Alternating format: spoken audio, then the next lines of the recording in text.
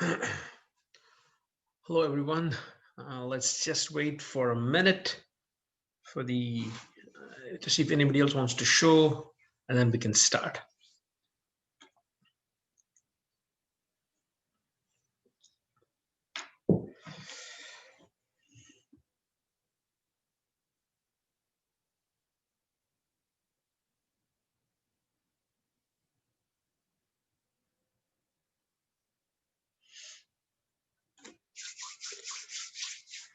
All right, my watch tells me it is 2 o'clock. So, good afternoon, everyone.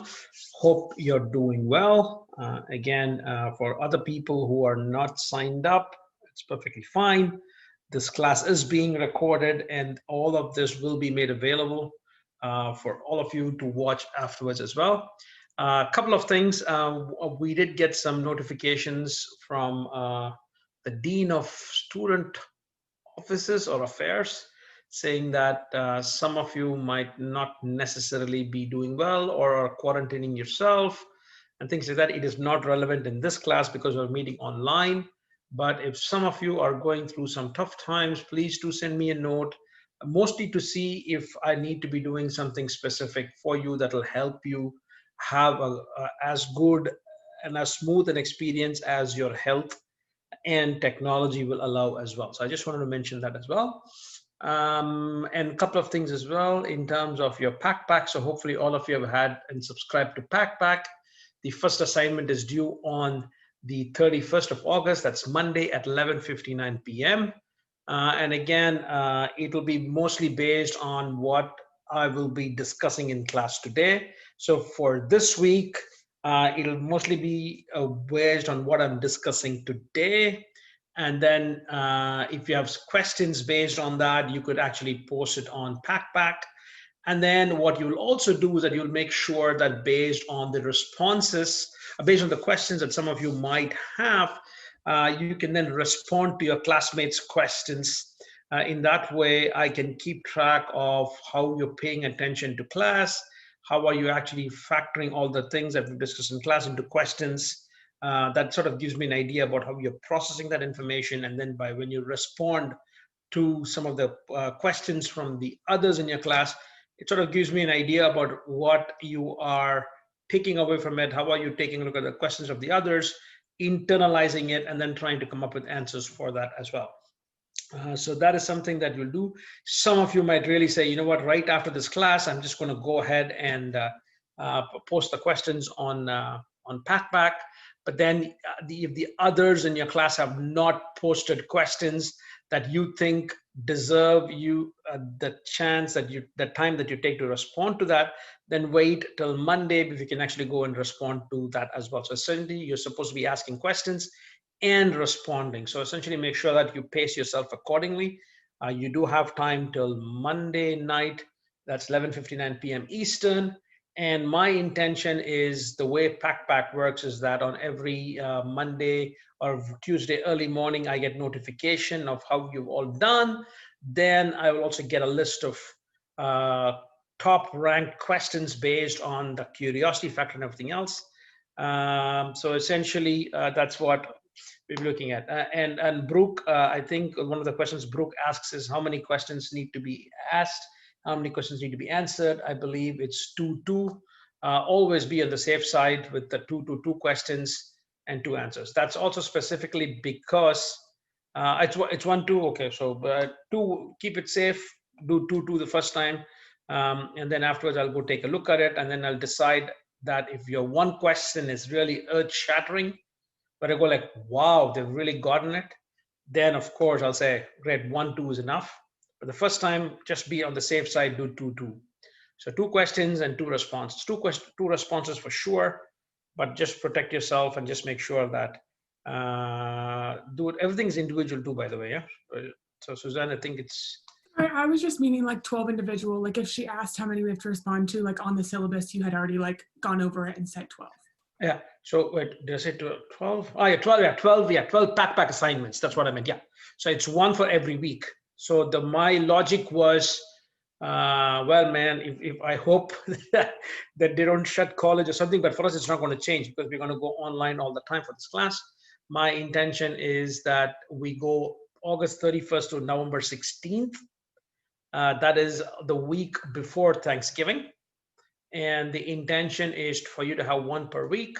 And then the week of Thanksgiving itself, you'll have your second exam, so there'll be no pack for that week. But after that, you'll be, I guess, going back home, you know what I mean, to take you through Christmas. So there'll be no pack after that. So essentially, I'm keeping my fingers crossed that we stay open all through. So you have access to the internet, you have access to everything so that you can do it while you're here.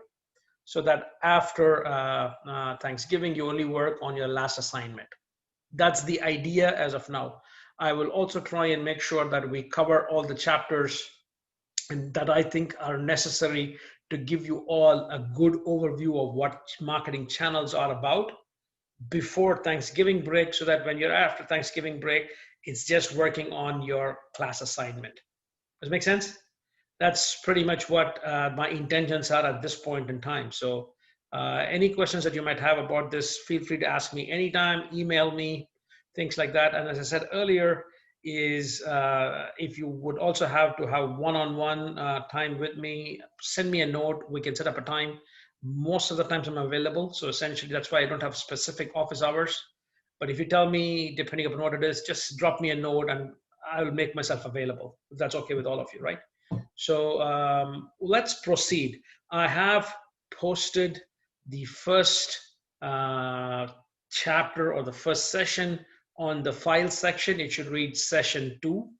So you should already have it on your file section, but I'm going to be using Zoom, which is a platform I like. And I am going to be sharing my screen with you on this one, right?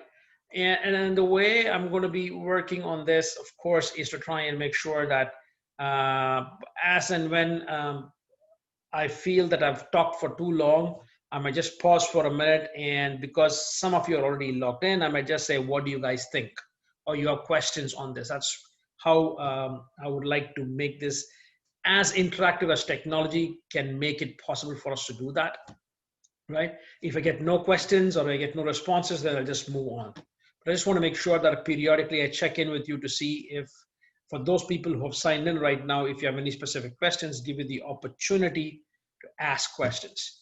As is the case with any of these platforms, if you're using Zoom and if you're completely, if it's full screen, at any point in time, you can just go in and hover over the screen and you will get to a chat button. So you guys know how to use chat button. I think Suzanne, you already used it. And the others in the class have also used the chat button in case you have questions on what I am discussing here. If on the other hand, you say, you know what, I'm going to wait. I don't want to waste my question here. I'm going to use it for pack, that's fine as well. So again, that's something that I want you to be aware of. And I'm going to go ahead and go to full screen.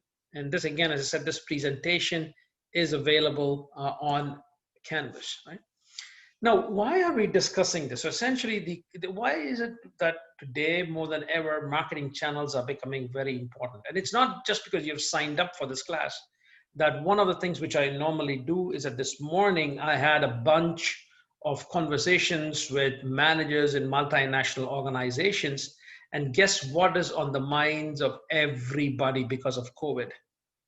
Every one of them is asking the same question, is how do I bring my products and my services to my customers, and how do I deal with it? Do I actually go direct, that is with my own salespeople visiting customers, or do I have to go through intermediaries? Intermediaries would be middle players, and we'll talk a lot more about that, like dealers, distributors, retailers. How do I make sure that my product reaches the end customers? So that is something that's going on in the minds of everybody. What is my sales organization going to be doing? Or should I be getting rid of my distributors completely and then completely go into e-commerce and set up my own website? Or maybe if setting up my own website is more difficult, should I just go work with an Amazon or eBay and work with these kind of what we call marketplaces to make my products available to my customers? So essentially, the role of go to market, or what you refer to as route to market, right? So when we talk about channels, the term that we use a lot is G2M, which refers to go to market. That is, how do I take my products and my services and take it to the market and make it available to my end consumer or customer? Or you will also hear the term route to market, right?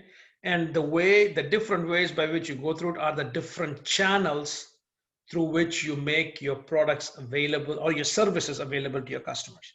So for example, McDonald's, it's not a product. Yes, there is a McDonald's, a burger or whatever it is, but it's a service concept, right? So then how do I make that service, including the product part of that service, available to my customers, right? Now, the reason why all of this is happening is, of course, because of the fact that e-commerce and the internet and all the technology has already been shaping things a lot. So for example, there is work by a company called Forrester, Forrr, Forrester. You might want to go take a look at it at some point in time. Forrester, that was talking about the fact that by around 2020, it was supposed to be this year, that there was supposed to be the market for just e-commerce was close to be around $250 billion. That's just on e-commerce. That is people buying online in B2B. I'm not even talking about all of you guys buying things on Amazon for your personal stuff. Huh? We're talking about business to business. It's around $250 billion plus.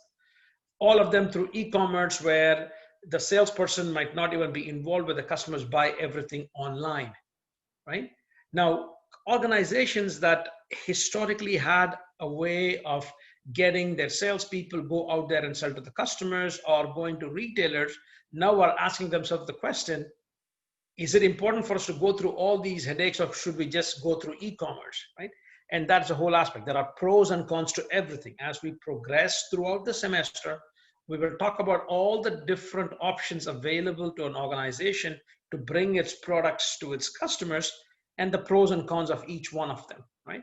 Now, the reason why we're doing all this, the reason why we're asking ourselves is, how do we deal with advances in technology? How do we factor in technology when we have to bring our products to the customers? And why do we do this? Is mostly because that we as a manufacturer or the main service provider, we are constantly looking for ways by which we gain sustainable competitive advantage.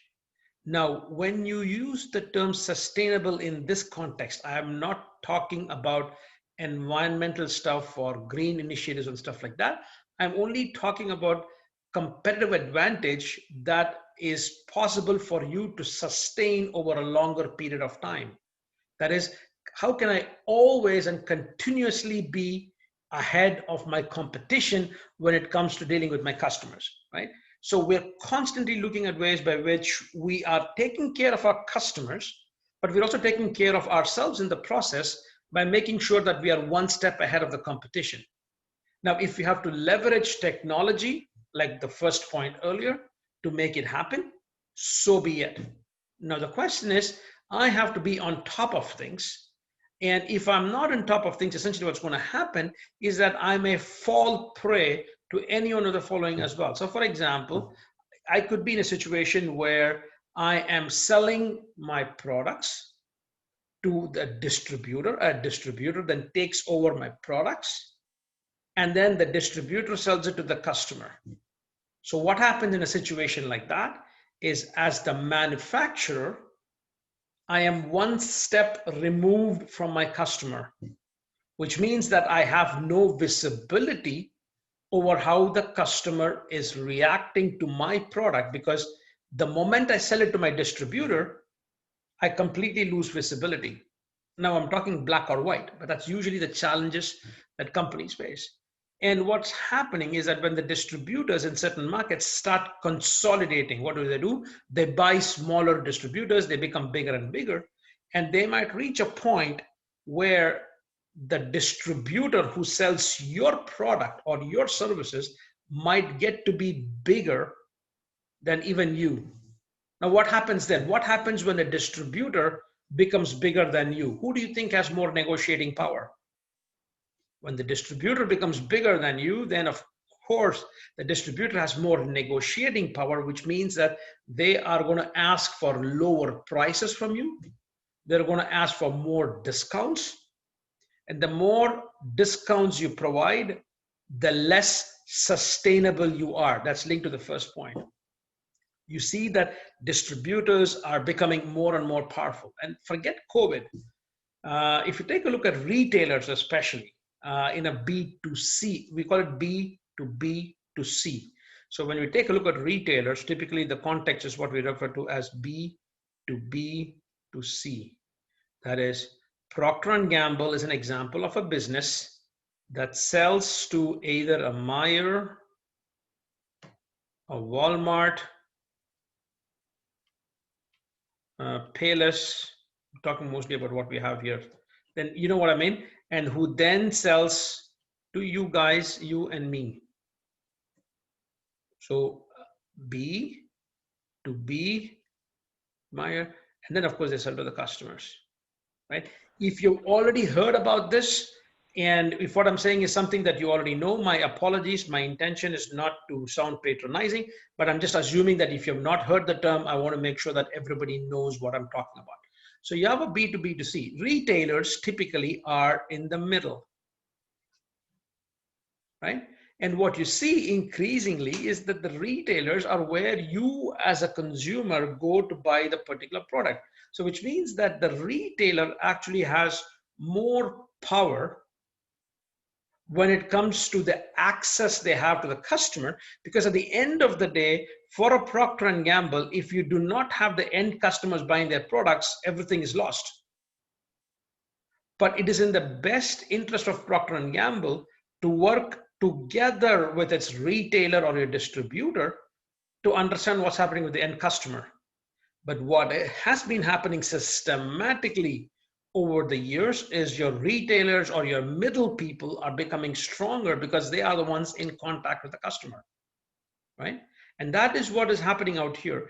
And for the longest time, I'm sure that some of you have heard the term soap operas, and you might not necessarily know, soap operas. I don't know if you know how the name soap operas came about.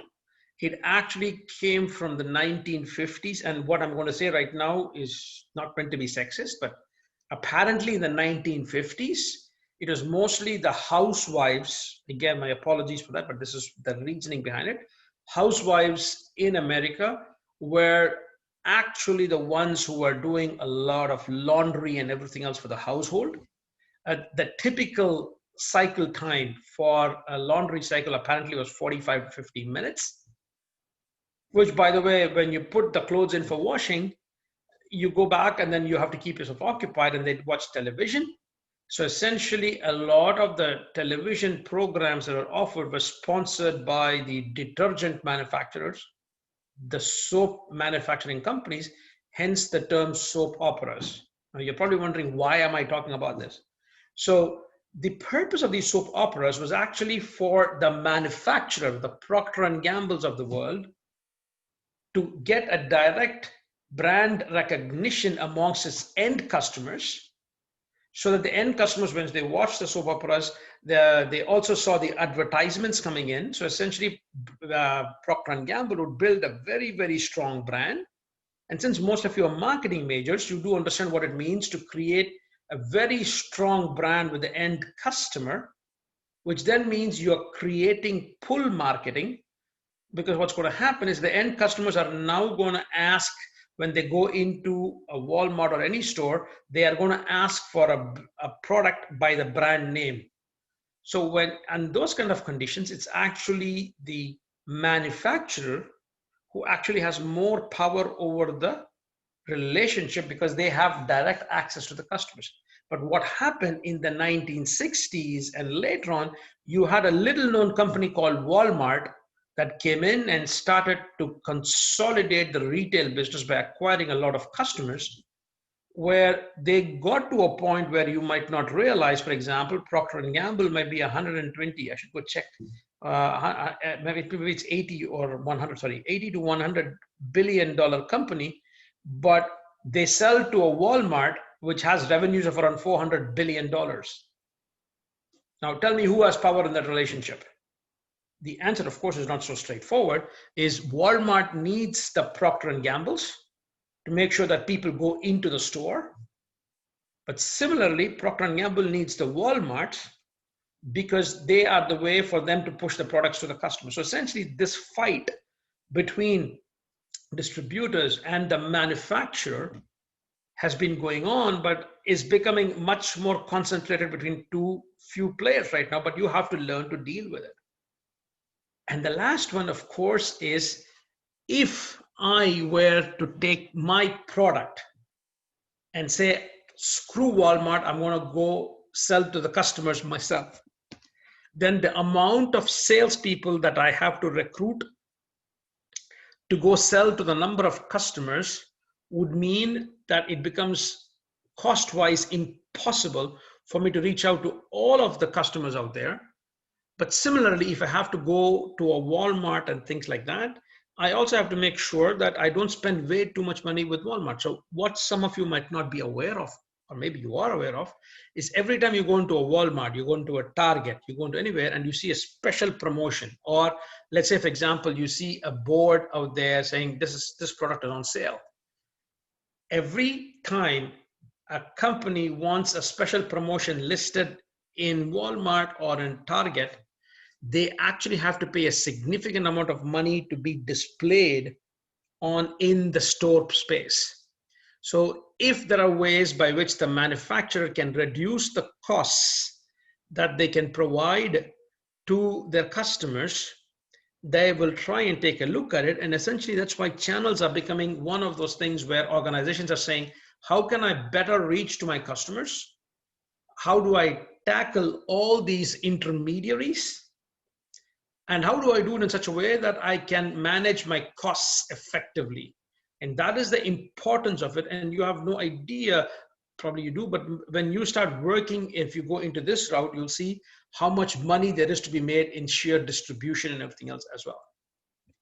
So as I was saying earlier, is what is the prediction that they were talking about was the fact that a lot of times manufacturers were trying to set up their own kind of ways of market by trying to get rid of intermediaries. Intermediaries are the middle players. So what happened was they wanted to try and get power back from Walmarts or from the Myers or from the Targets. But the reality is, while they've been trying to get away from that, they are now having to deal with the reality, which is they are dealing with a different kind of player, like the Yahoos, the eBays, the Amazons. You might have heard the company called Alibaba that is based out of China, again, and global, essentially. So what you're having is that they're going, it's almost like they're jumping from the frying pan into the fire, but except that in this case is that the frying pan is still there. So Walmart is still there. If you try and take a look at Walmart, Target, these are the success stories where not only have they looked at the traditional, what we call brick and mortar format. What is brick and mortar? They have their own stores, physical stores, but they also have online presence. And for those of you who are following what Amazon is doing, Amazon is looking into stores where even though, sorry, for the longest time, even though they've been selling online, they are looking in some places where they have physical stores. The acquisition of Whole Foods, again, is an example of Amazon also having physical stores. But the idea is that you're having all kinds of intermediaries in there that you have to learn to deal with. So e-commerce and information technology is here to stay. So when we talk about sustainable competitor, again, if you take a look at these two, these are the 4 points, and I'm just explaining each one of them as well. Right? So if you try and take a look at sustainable competitive advantage, again, remember, what is sustainable competitive advantage? It's advantage that is not just for one temporary point in time, where I can significantly leverage my advantage to be better than my competition and my competitors in the market over a long time frame, right?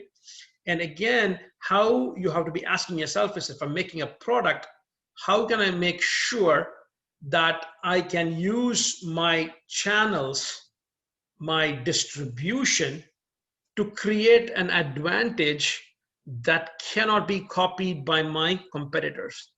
And that is something that you want to try and take a look at. Companies right now are moving into what they call a multi-channel approach. And what is a multi-channel approach? They can reach out to their customers and service the needs of the customers in whichever way, form, and possible that the customer wants to engage with you on. Right? So a customer today might say, I might want to buy a particular product. I'm going to buy a particular product. I'm going to go look for this information on the website of this particular company. And then I might ask them to ship it to their own stores or ship it to another store. For example, if I'm looking at clothing, if I'm looking at a particular thing, I could say I can go to a Levi's showroom, or I can go to Macy's, where in Macy's they have what is called a shop in shop. If you go to Macy's, sometimes you will see that there's specific areas for Ralph Lauren, there is for Levi's. That's what we call shop in shop. That is a shop within a shop. So Macy's would be the department store or within that you would have this.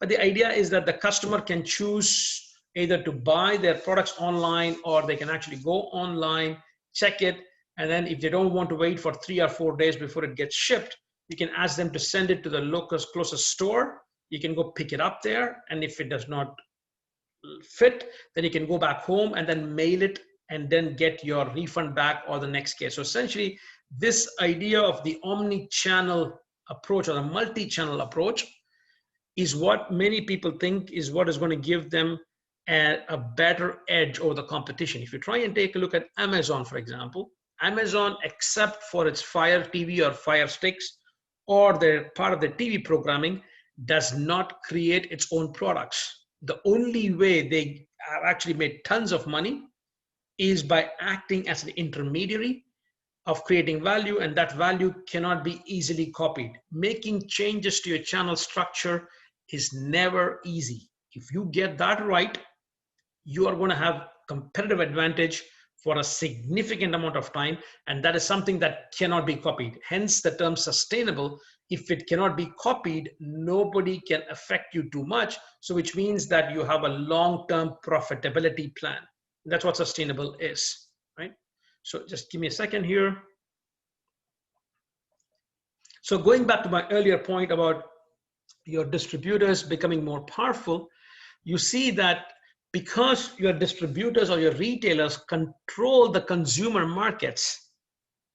So what's going to happen is that if Walmart has around 600 to 700 people coming into the stores and buying a particular product, they have more access to how a customer buys, not just your product, but what other kind of products that they buy, access to that information. Today, the term they say is that information data is gold. So if I keep going back to Procter & Gamble, if I'm Unilever, for example, if I'm Unilever and I sell 4 or 5 products, I only know pretty much what kind of customers buy my 4 or 5 products. But if you go and take a look at a consumer who goes into a retailer and take a look at all the products they buy during a shopping trip, and every time you scan a loyalty card, essentially what that particular firm is having is a complete knowledge about how is it that you buy your products, how frequently do you buy the product, apart from buying this product, what else do you buy along with that particular product. So Walmart or a Meijer or a Target, anything with a kind of a loyalty card, more or less knows not just what you buy of a particular brand, but also what you buy that along with, and that information is going to be gold. Because if I'm a company that wants to know how my customers buy this product, and every time they buy one particular product, what else do they buy? I can think of cross-promotional activities. I can partner with different players and make it available. And guess what? A Walmart or a Meijer or a Kroger actually sells this information to the manufacturer. So essentially the manufacturer, again, here we are talking a lot from the viewpoint of you being the manufacturer. you are in a lot of times at the mercy of your retailer, even though you would think that the customers are coming into the store only to buy your product. But you'll be surprised a lot of times is that customers come in and they just are not going to buy one product. They want to buy a variety of products in one go. Think about yourself. Tell me about the last time you just went to a closest Walmart or a Target. I keep saying Walmart a lot. Target, Meijer, whatever it is, Fresh Time, or wherever I go. I'm just going there to buy one product. I'm going to buy multiple products. So again, the power is increasingly shifting towards the retailers or the middle persons. And then what can organizations do to either work together with these gatekeepers? Gatekeepers are those who control the flow of information. So if you have manufacturer, so essentially if you have you have your retailer, you have the customer, the retailer is actually preventing you. They're like a gate that they can either give you access to the customer or not. Of course, with social media, these days you can do a lot more, but that's what you need to keep in mind as well. So you have to understand all of this. So essentially, what we are looking at, and that is something that we'll discuss a lot more in this class, is that when we start thinking about how can I make sure that the amount of money that I spend on distribution, how do I manage that? You'll see that increasingly organizations are asking themselves, hey, if I am like this and I'm dealing with a Walmart and then I'm dealing with my customer, and because of COVID right now, my customer may be not visiting Walmart as much. So my question is, why should I pay Walmart all that money when I could maybe sell through my own e-commerce site, my own website, directly to the customer, so that I don't have to pay these guys or girls? But then, of course, if I have to do this, I have to have a completely different set of capabilities, because then I have to ask myself, well, how am I going to deliver my products to the customers? Right? I need to think about all these, which means that I say, you know what, screw Walmart, but maybe I'll start working with Amazon. But this is what you're doing, is that you're jumping from here to going here. There is a brand that you might have heard of called Unilever. So in that sense, if that happened, would Amazon still be considered as like the gatekeeper or like the Yes. power retailer if they would move to that? Absolutely. Absolutely. So there are companies I'm talking to who feel that now they're stuck between a rock and a hard place. They went from Walmart, now they have to deal with Amazon. It's not easy dealing with Amazon either. Huh? But I do know one thing. So have you heard of the company Unilever? Check them out. It's a Dove. You know the brand Dove, D-O-V-E? It's by Unilever. So essentially it's Anglo-Dutch. It's a British-Dutch multinational. They have a range of products like Knorr. I'm sure you've heard of the soup or the one, Knorr. Dove, they're operating in many things as well. Huh? Things like beauty products and stuff like that. It's all there. So Unilever, the last time I was talking, they were talking about how the fact that in one of their production facilities, I believe in California, that if you take a look at the production facilities, apparently half of the warehouse where they store the products is owned by Amazon. So which means that you have a production facility where Amazon comes in and ships Unilever products directly to its customers. Huh? So essentially what you're looking at is, with Walmart, you had a different kind of dynamic. With Amazon, you have a different kind of dynamic. But what you'll see companies increasingly do is that they have to deal with both Walmart and Amazon. And then within Walmart, you have Walmart, the physical store, and then you have the Walmart online store. Make sense? So you have to learn to deal with those. But all of these, Walmart, the online store, is going to understand how a customer is buying online. If I go into a store, I can take a look at what the customer is buying there as well. If I go to Amazon, Amazon keeps track of all the information about what customers buy. In fact, Amazon is so creepy sometimes, where they say people who purchase this also purchase that. Have you seen that? So essentially, they control information about the customers that can be then sold to the manufacturers. So again, but every time I have to go through these people, I have to pay dollars. Make sense? The more power they have, what do you think they're going to do? They're going to ask you for more dollars. That is what you have to try and see. That's why you have to ask yourself, what's the best way? How can I lower my cost of distribution? Because don't forget that every cost that I'm spending with my distribution, what happens to my end product price? It goes up, right? Because if let's say, for example, I'm making a product for $100, I have to pay, this is the cost of manufacturing. Let's say I have ambitious plans of making $50 as profit on that. So which means that already my price, by the time it has to go to Walmart, has to be 150. Then if I have to go to Walmart, Walmart is going to say, well, guess what? I want you to pay me $50 for a marketing campaign, so that together on the you've seen all of these store pamphlets. So essentially to put that there, they pay $50. If you want a special stand so that when people walk into the store, they see your products first, you have to pay another $50. We will give you a lot of information about how the customers buy from us. You have to pay another $50. I'm exaggerating. It'll be 50 cents, but the idea, things like that. So what happens then suddenly, and the cost of keeping it, and they'll say, if you want us to storage, you have to pay for the rent of the space you're getting for that. That's, let's say, another $50. So what's happening right now, if I'm selling a product that's $150, if I go through Walmart, I have to pay 50, 50, 50, 50. That is what? How much? You make another $200. So how much do you think the customer has to pay? Now, I'm not even taking into consideration, Walmart might say, I need to make another $100 in profit, for example. So what the customer has to pay is 150 plus 200 is 350 plus 100, that is 450. Make sense so far? If my customer is willing to pay $450, of that 450, almost $300 goes towards my distribution cost. If I was a manufacturer, what do you think I'm going to do? Different way, like try to go a different way.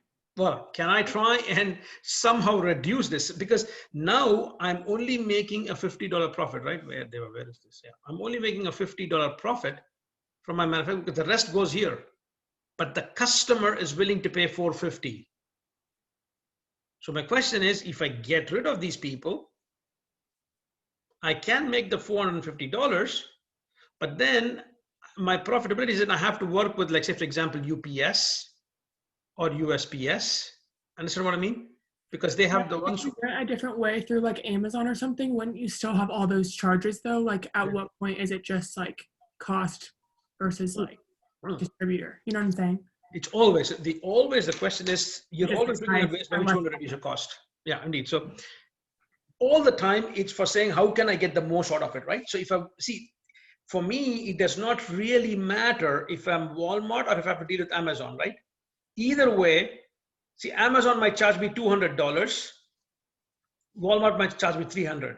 Yes, my preferred way is still through Amazon. But my question is, I'm still paying $200 to them, right? That's what it is. My question is, can I reduce it and can I take a bigger portion of that pie?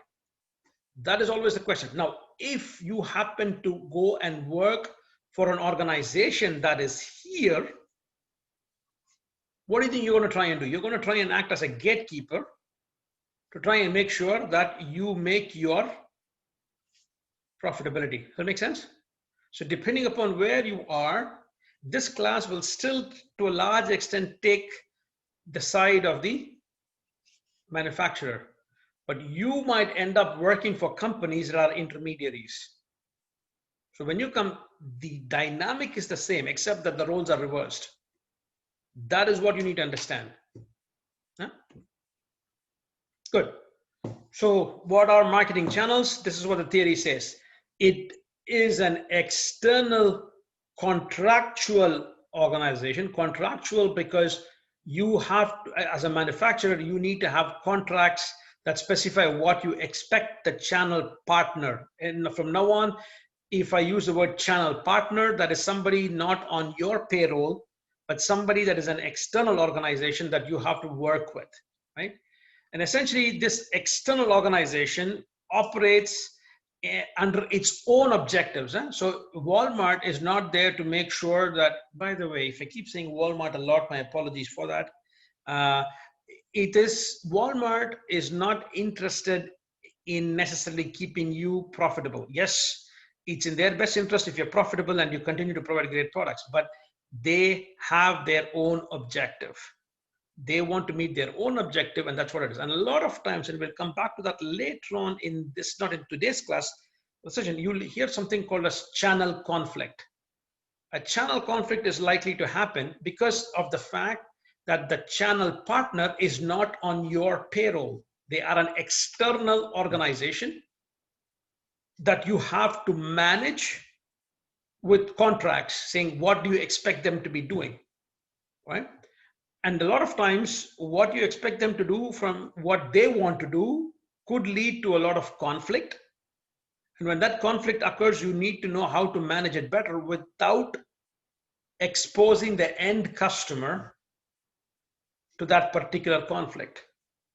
So as I said, before I moved to Indiana 3 years ago, I spent 14 years in a beautiful city called Ghent in Belgium. So essentially, I spent a lot of time. You can see that. That's where my kids were born as well. So, but there was a classical example of a retailer like Walmart that got into a fight with Unilever. It essentially, what Unilever said was they were pulling off all the different products that they had from the shelves of this retailer, right?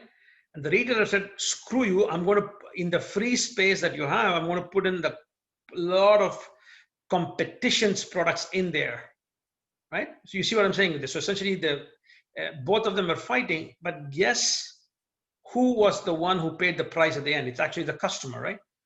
What happened was the customer was so disgusted that they said, why do I have to go to this store to buy a few products? And if you don't have the products that I want to buy, I have to go to another store.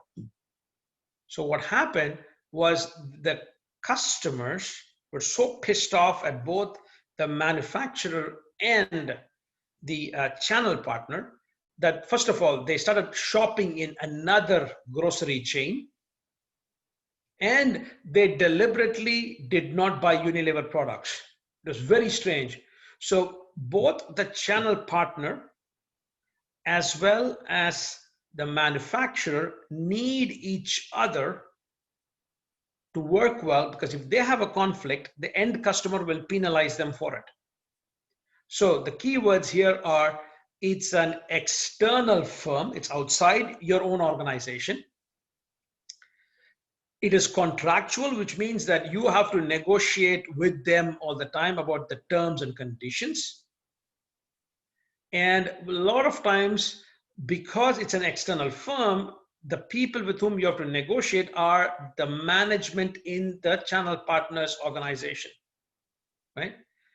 Essentially, what you need to do is, the moment that you're dealing with a firm that is not under your control, is an external firm, then changes that happen in the marketplace are likely to affect both the channel partner, and if it affects them, it affects you as well. And you have to constantly be aware of what is happening out there.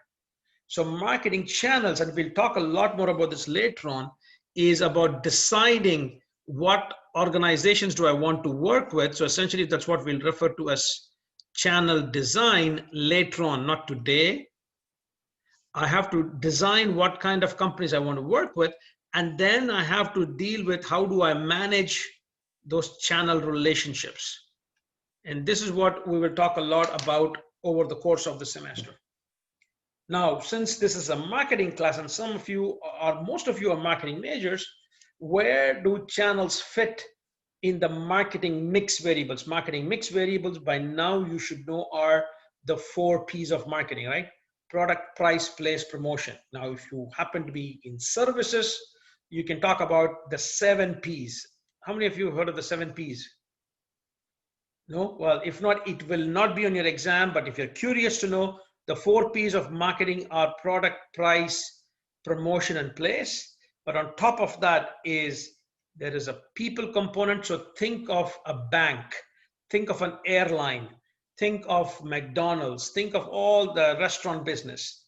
There, the people who work in those businesses are the ones who deliver value to you. It's the pilot who pilots the plane. It's the air hostess or the air host who act, or the steward who actually provides the service to you. So there's a people component. There is also what we refer to as a process component. This is a lot more hard for me to explain. That is when you're looking at things like customer journeys. So how do I take a look at mapping the customer's process and deliver value in every step of the customer process? That's again another way. That's the 6th P. And the 7th P, usually people increasingly right now say it's the planet. That is in terms of ecological stuff and stuff like that. So essentially, the 7 P's of marketing, the sustainability, but from the viewpoint of keeping the planet safe, that's the other sustainability. And if you notice that if you take a look at the 4 P's of marketing, essentially you'll see that place in terms of marketing channels is one of the P's that you can use to enhance the value of the other 3 P's and make sure that this is the place where you can make it available for the customers to get access to your products. Your whole success of existence depends upon how convenient do you make it for the customers to have access to your products, to consume your products, and in case of providing feedback, give you feedback. And that's pretty much where the challenge, and that's where the channels come in. Right? Let me pause here for a minute and let me see if you guys have any specific questions. It's also an excuse for me to drink my coffee. So, any questions? All right. If not, let's proceed. By the way, I said that if you have questions and you're too shy to ask questions, just type in your questions in the chat box. So, as I said earlier, if you have a good channel strategy, what are you looking for? We are looking at ways by which we can leverage our channel strategy for long-term viability. Another term for viability is how can I get long-term sustainable competitive advantage where I am profitable and I'm successful. You need to do this. If you want to do this, you need to have strong relationships between you as the manufacturer and all the other different players are involved in your channel strategy. And that is what we will talk a little bit later on about in terms of channel design, right? So essentially what is channel design? It could be that, let's say you are the manufacturer. So channel design is making the, you could say one way. So, and then you have the end customer,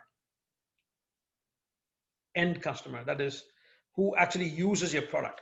You can use my own channel, that is, I can use my own salespeople to go sell to the customers, or I can use my own web shop to sell to the customer. That would be one way of reaching out to my customers. Or I could say, you know what, I'm going to go to my distributor, who in turn will go to a dealer, who will then sell to the end customer. This could be option 2. Most car dealership works this way. So you have GM who will work with the regional distributor, and then it'll go to a dealer within that case, and they go to the end customer. Option number 3 would be, well, you have these two. Option number 3 is I might use an agent or a broker. This is used when either you have a very, very intangible product or a service, or when you enter new markets or international markets. And the reason why you use that, I'll explain to you in the following slides, is an agent or a broker is one who does not necessarily carry an inventory. So essentially a distributor or a dealer will carry your inventory, whereas an agent or a broker will not carry your inventory. So any of these options, 1, 2, or 3 is what you would refer to as your uh, channel design, which will then say if I have options where I have to deal with all three, some cases you could do with all three, then between the manufacturer and you, there are going to be 1, 2, and at least 3 different members that you have to learn to deal with, apart from your own sales organization, right?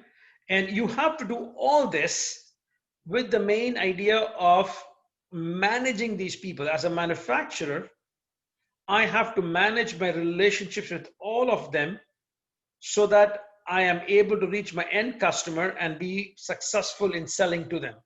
And I have to do this based on building trust within those relationships. In options 1 is trust between you, your salespeople, and the end customer, or it could be the trust between you and your distributor and you and the end customer. So you have to build trust, confidence, and understand that it is people who make the business. And that's pretty much what you have to learn to deal with, right?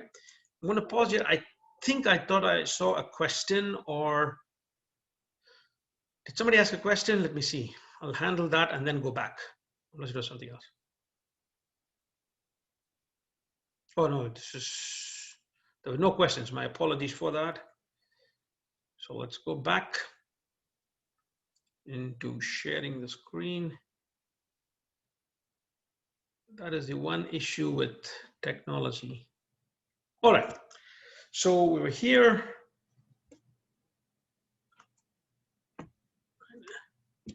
So one of the things that we will ask, and this is too early in the semester for me to talk about this, but a lot of times people ask, what's the difference between a channel partner and, like, say, a company like UPS or FedEx, right? UPS, FedEx, USPS are not necessarily channel strategies, because the only thing that they're looking at is transporting a product or a service and making it available to the customer. They're what we refer to as logistics providers, right? If you go at UPS, United Parcel Service, or FedEx, what do? As you said earlier, is that Amazon. So if let's say, for example, I am a manufacturer, I sell, let's say, for example, I sell through Amazon. Amazon stocks my product. And then when I need to ship it, Amazon might say, I have my own, stocks it in its own warehouse. And then they send it through USPS and it reaches the customer. This is the role of a logistics provider. It might look as a customer that I'm getting delivered by these, but most of the time, in some cases, you will not even be dealing or negotiating with them at all. Your only dealing is going to be with Amazon, which then does the rest, right? And that is why we mean, if you're a logistics provider, yes, it is part of the whole distribution understanding, but a logistics provider like USPS, UPS, FedEx, they only are responsible for providing the product at the right place at the right time for the customer. That's what you see on the right-hand side. Whereas Amazon, in the example I give you above, is responsible for making sure that they have enough stock, they can fulfill the needs of the customers, and then they can work together with the logistics player to provide. I do not know if they've pulled it up, but at one point in time, Amazon was even thinking about setting up its own fleet service to get away from UPS and USPS. But again, that, I think they've shelved that idea. The idea was that Amazon wanted to do its own set of distribution. So, and this comes to the final 3 or 4 slides that I have for this class is, as I said in this example, if you take a look at it, there are different flows that happen in a marketing channel. So essentially, when I have to deal with a channel, I have to deal with multiple aspects. The first one is the product flow. What is the product flow? Is how does the product change hands from the time it's manufactured till the point it reaches its customer or the end customer. That is a product flow. There could be many players in between. A negotiation flow is again slightly different, where which are the different parties involved between the person who manufactures the product and the end customer, but where you have to negotiate terms and conditions. So if you go back to the previous example here, the product flow here would be you manufacture the product, Amazon takes it, Amazon then gives it to USPS, then it comes to the customer. That's a product flow. But when I am manufacturing something here, I am not going to negotiate terms and conditions with USPS. I'm only going to be negotiating conditions with Amazon, which means that the negotiation here is only between me and Amazon, and between Amazon and the end customer. Right? That's what you need to understand here as well. Then there is ownership flow. This is very interesting. And I'll come back to it later on. That is, in different stages, who owns your product? So does it mean that when I manufacture something and I ship it out, I no longer have ownership? It could be my distributor or Amazon that takes up ownership of it, right? Then of course, how do I keep the information flow happening, and promotion flows, how do I keep communication going across? So product flow is this. As an example, I said the manufacturer makes the product, the transportation company picks it up, it could go to wholesalers, each one of the product goes into each one of them, retailers, and then it gets to the hand of the consumer. Again, the picture clearly explains this. Negotiation flow, if you go back to the same before, if you go back here, it says manufacturing and transportation company, but the negotiation, if you take a look at it in this case, you see that the transportation company is gone. So the manufacturer negotiates, and hence it's a back and forth between the manufacturer negotiates terms and conditions with the wholesaler, who in turn negotiates terms and conditions with the retailer, who in turn negotiates conditions with the consumer. If you notice here, in the product flow, the manufacturer makes the product and then puts it on the truck or whatever it is. So which means that there is a flow of the physical product. But when it comes to negotiation, the transportation company is taken out. You just negotiate with these different players.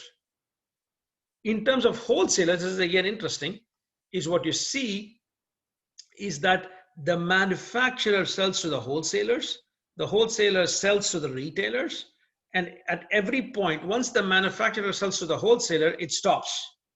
No more going back and forth. The wholesaler now owns the product. Then it goes to the retailer, then it goes to the consumer, and then you have back and forth here as well. If you try and take a look at the information flow, this is interesting, where you need to have information flow. So example, if you bought something on Amazon or things like that, and you want to keep track of where my product is, some of you might have checked that, right? I want to see information tracking of where it is. Then what happens is, if my customer wants to know what stage and where am I and where are my products, then of course you need to have information flow across all people, so that what is happening with the consumer is shared with the retailer, who then shares this information with the wholesaler, who then shares this information with the transportation, and then it goes to the manufacturer. That's how it goes, right? And the different kind of flows could be a possible exam question, but again, you do not know. And then of course the promotion flow is where promotion is communication. So for example, this is slightly different because a manufacturer now will want to communicate to the different stakeholders. So they will have to work with an advertising agency. Note that when I talk about transportation, there's no advertising agency, but that was because you were talking about pushing the product. But now you have to convince the customers about the promotion and the knowledge. So essentially what happens here is that you have an advertising agency, and you see that there is a certain amount of going back and forth here as well. There's a promotion flow of information going this way and some feedback. So the consumers provide some feedback to the retailers. The wholesalers will usually work with their advertising agency to say whether this works or not.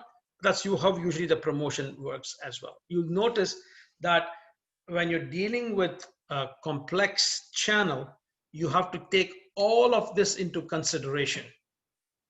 And there are some companies that say this is way too complicated, so their channel strategy is we go direct. we want to get rid of all of these, only us and the end consumer. Of course, there'll be a transportation company in between then, but then that's pretty much what you try and do. So this is in a nutshell what I wanted to share as the first session on channels. This is the basic introduction. It's a lot of information, but as you notice that throughout the whole semester, we will break down each part and then go into detail. All right. So at this point in time, I'm going to stop sharing the slides. The slides are available on your canvas. Any marks that I have made on that, I think I can share it, I can save it, and then I will upload that as the slide title will still remain the same, session 2, but it'll be session 2, chapter 1 with annotations, my scribbling. So you'll have both versions. You'll have a clean version and the version where I've scribbled stuff. All right. So, well, questions from anybody? Did I go too fast?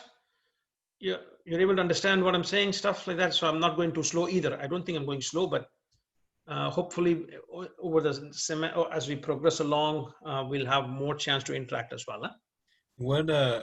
So what type of questions do we ask on Packback?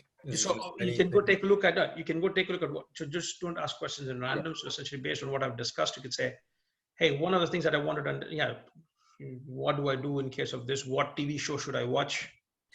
For example, right? So, for example, if you've not watched Dark, my question to you is, why are you not watching Dark on Netflix? Yeah. Not watch the TV show The Rain. My question is, why are you not watching it? Yes, but that's not the kind of questions I want there. Okay. If you want my personal favorites for what TV shows I like, we can talk about it separately. But specifically regarding to what we have discussed in class. Okay. Yeah. So essentially, if something that you go like, you know what, hey, that's curious. This is what I think, or you can make a point and then you can make it into a question by saying, what do you think? Okay. Right. So essentially, it's at least a way of trying for me to understand how you're following the classes that are being taught. Okay. What kind of questions you're taking away from this and stuff like that as well. And what I'll do is that I'll Packback as a way of identifying those questions that are quite popular or where many students had similar kind of questions in the same vein. Mm-hmm. Then what I'll do is that I'll pick 4 or 5 of them, and then the next class, I will begin with the discussion of those key questions. Does it make sense? Yeah. So it's my way of saying, hey, we cannot participate in the normal way of participation if you're there in face-to-face. Yeah. Then let me use this. First of all, to make sure that most of you are paying attention and watching the videos afterwards, right? And then, but it's also a chance of me to say, okay, these are genuine questions, and how can I try and answer them in this class? It's trying to make sure that we have a semblance of participation. Mm-hmm. All right, thank you. All right. All right, folks, if nothing else, I will stay on till the last person logs out, unless the people who have, see, I know that people are logged on when they immediately log off. But what's going to be interesting is that finally there'll be some people out there whose videos are turned off, who you know that are probably doing other stuff. So see you guys next time. Huh? Take care. Bye.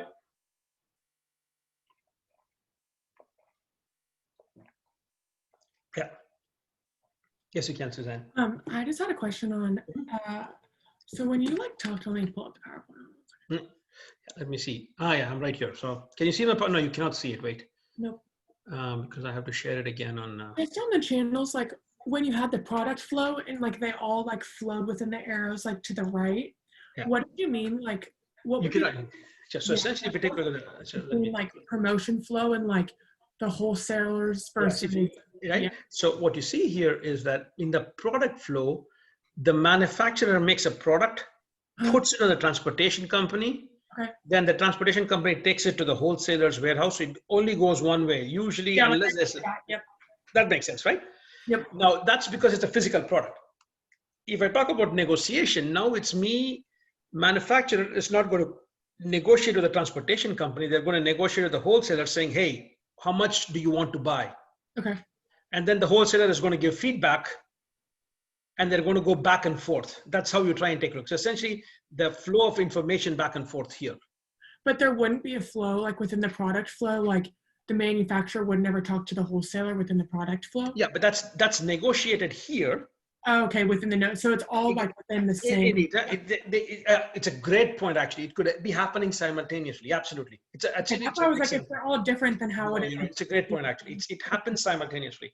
In fact, you could have multiple people in the manufacturing organization dealing with different people at this different time. So, for example, when I'm talking about promotion, Okay. right? It could be the marketing team in the manufacturing organization that is talking to the advertising agency. Whereas in terms of the product flow, it could be the production and logistics division. Yep. That takes the products and puts it on the trucks and sends it out. Does it make sense? Yes, that makes so much sense. Actually, it's a great point. I think that you should have asked that question when everybody was there. I'm sorry. I was like thinking about it. I was like, shoot. Yeah. But in fact, hopefully this is being recorded, because moving forward, don't hesitate to ask questions, because I assume this is pretty obvious. But I just don't want to ask a dumb question. There's again, and hopefully everybody gets to see there's nothing as a dumb question. There are only dumb answers. Thank you. So that's pretty much it. So essentially just do that. And the fact is that this is the best we can do in this format. And I need people like you and other people who ask me questions, so that the more you ask, the more I can go out of what I assume that you might already know. Yeah. But it's better for me then to have questions and deal with that as well. Okay, perfect. I'll try. Thank you. No problem at all. Thank you. Have a good one. Take care. Huh? And again, as I said, all do take care. Bye.